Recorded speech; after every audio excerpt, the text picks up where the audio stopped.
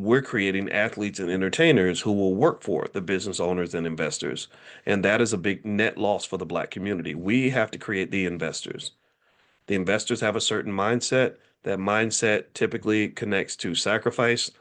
And again, so let's circle back before I start reading from Dr. Anderson's book. Sacrifice starts when the kids are born. You don't start, a lot of y'all started investing when you're 40. That's too late. You start investing when you're 30. That's too freaking late. Some of you started when you were 20. That's too late. Because that means you've been on this earth for 20 years and nobody's built wealth for you over a 20 freaking year period. So you're 20 years old in the year 2025 and you say, I'm going to start early. I'm going to start investing. Okay, slow clap. I'm clapping because I am happy for you because 20 is better than 30. So I don't want you to feel bad, but let me just tell you where the math goes in my head. What I'm sitting there thinking, because I'm radical, I'm intense, I'm too much. I'm overwhelming to people. I know this, but I can't help. It's who I am. I'm sitting there thinking, so you do know that if someone has started buying you like $200 worth of stock when in 2005 when you were born, you'd already have hundreds of thousands of dollars in your bank account. You do know that, right? Um, you do know that if somebody had just say bought some big. I talked to a woman today who told me now she's a good investor though. She had over $1 million in her portfolio because she's her culture was a wealth building culture. She's actually from Jamaica and most Jamaican people I know they have fewer hurdles to overcome than African Americans. Not that they're superior, but I'm just gonna be honest. I don't know a lot of Jamaican men and women that are not, diligent and really on top of stuff. Not to say they're perfect though, but it's just the truth. But one thing she told me that was really interesting, she said that in 2012, when Bitcoin was like $50 or something, somebody said, well, just buy $10,000 worth of Bitcoin. And she did. Actually, it was $200 at that time. It was $200. So maybe it was 2014 or something. So she bought $10,000 worth of Bitcoin.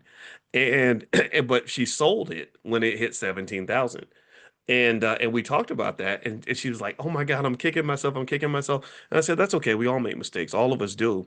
But one of the things about investing and about wealth building is that in order to build wealth, you have to consistently plant seeds and you have to consistently let them grow.